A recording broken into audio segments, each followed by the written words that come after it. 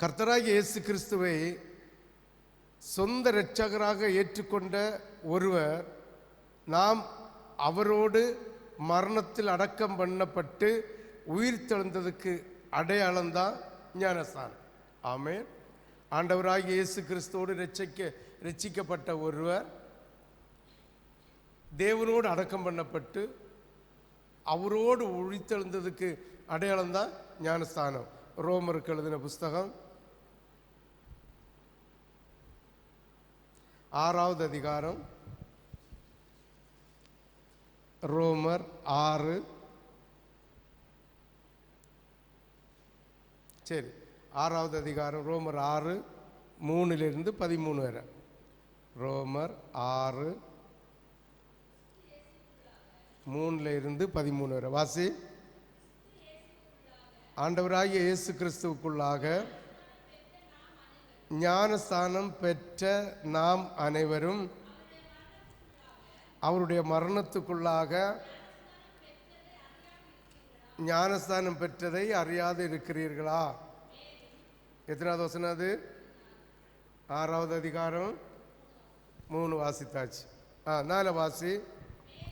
பிதாவின் மகிமையினாலே கிறிஸ்து மரித்தோரிலிருந்து எழுப்பப்பட்டது போல நாமும் புதிதான ஜீவன் உள்ளவர்களாய் நடந்து கொள்ளும்படிக்கு அவருடைய மரணத்துக்குள்ளாக்கும் ஞானஸ்தானத்தினாலே கிறிஸ்துவுடனே கூட அடக்கம் பண்ணப்பட்டோம். ஆமென். ஆதலால் அவருடைய மரணத்தின் சாயலில் நாம் இணைக்கப்பட்டவர்களானால் அவர் உயிர்த்தெழுதலின் சாயலிலும் இணைக்கப்பட்டிருப்போம். நாம் இனி பாவத்துக்கு ஊழியம் செய்யாதபடிக்கு பாவ சரீரம் ஒளிந்து போகும் பொருட்டாக நம்முடைய பழைய மனுஷன் அவரோடு கூட சிலுவையில் அறையப்பட்டதென்று அறிந்திருக்கிறோம். மரித்தவன் பாவத்துக்கு நீங்கி விடுதலையாக்கப்பட்டிருக்கிறானே. ஆகையால் கிறிஸ்துவுடனே கூட நாம் மரித்தோமானால் அவருடனே கூட பிழைத்திருப்போம் என்று நம்புகிறோம். மரித்தோரிலிருந்து எழுந்த கிறிஸ்து இனி மரிப்பதில்லை என்று அறிந்திருக்கிறோம். மரணம் இனி அவரை ஆண்டு கொள்வதில்லை. அவர் மரித்து பாவத்துக்கென்று ஒரு தரம் மரித்தார். அவர் பிழைத்திருக்கிறது தேவனுக்கு என்று பிழைத்திருக்கிறார். அப்படியே நீங்களும் உங்களை பாவத்துக்கு மரித்தவர்களாகவும் நம்முடைய கர்த்தராகிய இயேசு கிறிஸ்துவுக்குள் தேவனுக்கென்று பிழைத்திருக்கிறவர்களாகவும் எண்ணிக்கொள்ளுங்கள்.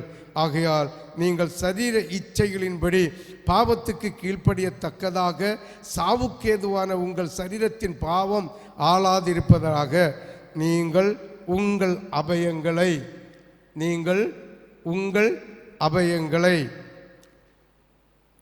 அநீதியின் ஆயுதங்களாக பாவத்திற்கு ஒப்புக்கொடாமல் உங்களை மரித்தோரிலிருந்து பிழைத்திருக்கிறவர்களாக தேவனுக்கு ஒப்பு கொடுத்து உங்கள் அவயங்களை நீதிக்குரிய ஆயுதங்களாக தேவனுக்கு ஒப்பு கொடுக்கணும்.